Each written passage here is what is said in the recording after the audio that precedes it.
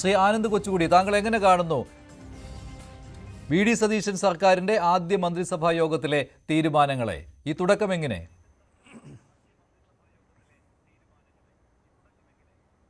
ഇത് മികച്ച തുടക്കമാണ് മഞ്ജുഷ്. ഇതുവരെയുള്ള പല LDF UDF സർക്കാരുകൾ നമ്മൾ വരുമ്പോൾ, പ്രത്യേകിച്ച് UDF സർക്കാരിൻ്റെ കാലത്ത് ഈ അവർ തെരഞ്ഞെടുപ്പ് കാലത്ത് പറയുന്ന പല കാര്യങ്ങളും അവർ മറക്കാറുണ്ട്. ഇപ്പോൾ ഞാൻ ഈ വാഗ്ദാനങ്ങളുടെ കാര്യം മാത്രമല്ല പറയുന്നത്.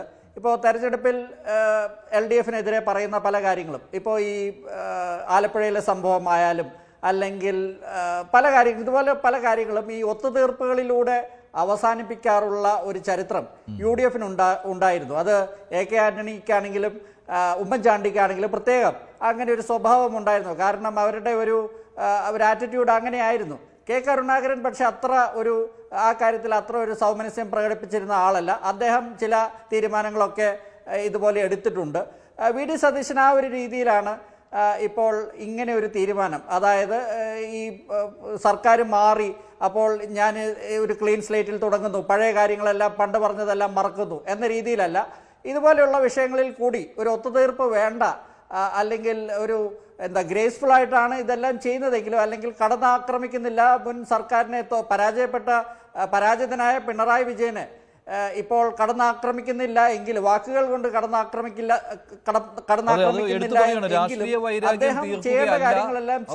അവിടെ സഹായകരമായ ഒന്നും കൂടി ഉണ്ട്. കോടതിയുടെ ഒരു ഉത്തരവുണ്ട്, അത് ബലമാണ് ഇപ്പോഴത്തെ സർക്കാരിന്.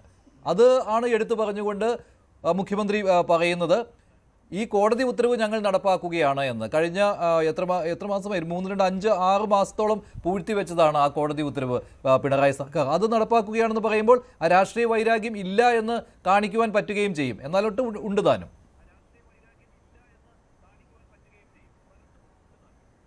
തീർച്ചയായും ഈ കാര്യത്തിൽ കോടതി വിധി അവർക്ക് അനുകൂലമാണ്, അല്ലെങ്കിൽ കോടതി വിധി അത് വെച്ചുകൊണ്ട് തന്നെയാണ് ഇത് ചെയ്യുന്നത്. പക്ഷേ എൻ്റെ അഭിപ്രായത്തിൽ, അല്ലെങ്കിൽ എനിക്ക് തോന്നുന്നത്, ഞാൻ കരുതുന്നത്, വി.ഡി. സതീശൻ ഇതുപോലെയുള്ള പല തീരുമാനങ്ങളും ഇനിയും വരുന്ന ദിവസങ്ങളിൽ എടുക്കുമെന്നാണ് ഞാൻ കരുതുന്നത്. അതിന് പ്രത്യേക കോടതി വിധിയോ അല്ലെങ്കിൽ മറ്റ് ഇതുപോലെയുള്ള ഘടകങ്ങളോ ഉണ്ടാകണമെന്നില്ല.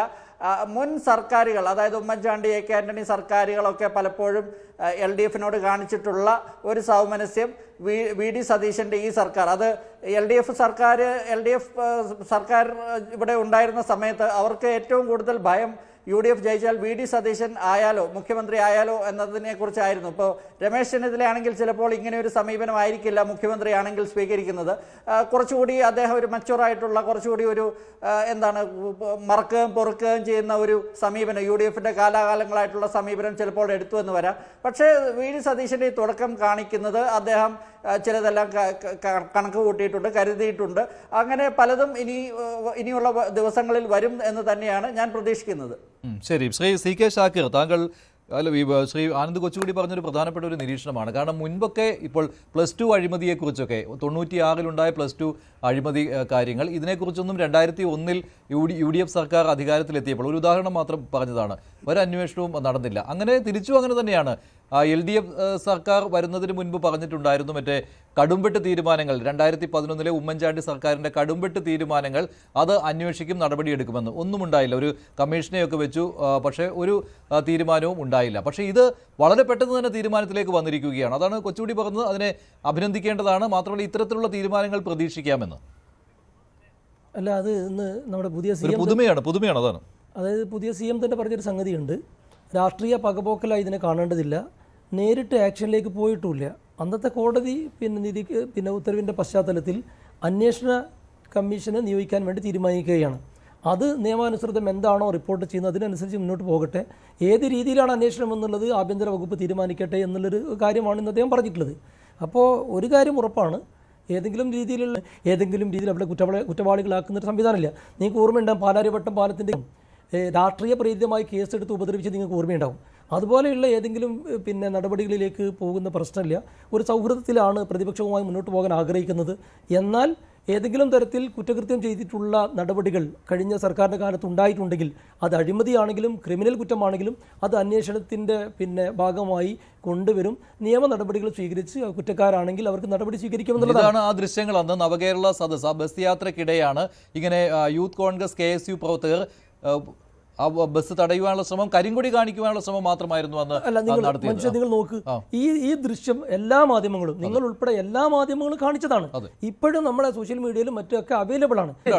അതിനുശേഷമാണ് പുനരന്വേഷണത്തിന് ഉത്തരവിട്ടത്. മാത്രമല്ല, ആ പുനരന്വേഷണത്തിന് കോടതി ഉത്തരവിട്ടതിന് ശേഷം ആ കോടതി ഉത്തരവിന്മേൽ ഒരു തീരുമാനവും എടുക്കാതിരിക്കുകയായിരുന്നു പിണറായി സർക്കാർ. അത് മാത്രമല്ല, പിണറായി വിജയന്റെ അംഗരക്ഷകരാണ് ഇങ്ങനെ ചെയ്തത്, സുരക്ഷാ ഉദ്യോഗസ്ഥരാണ്, ഗൺമാൻ ഉൾപ്പെടെയുള്ള ആളുകളാണ് ഇങ്ങനെ ചെയ്തത്. അത് മാത്രമല്ല, ആ തല്ലിച്ചതച്ച ആ KSU പ്രവർത്തകൻ AD തോമസ് ഇപ്പോൾ MLA ആണ്. ആലപ്പുഴക്കാർ AD തോമസിനെ നിയമസഭയിലേക്ക് വിട്ടിരിക്കുകയാണ്. ഇല്ല, AD തോമസിനെ അതിക്രൂരമായിട്ടാണ് തല്ലിച്ചതയ്ക്കുന്നത്.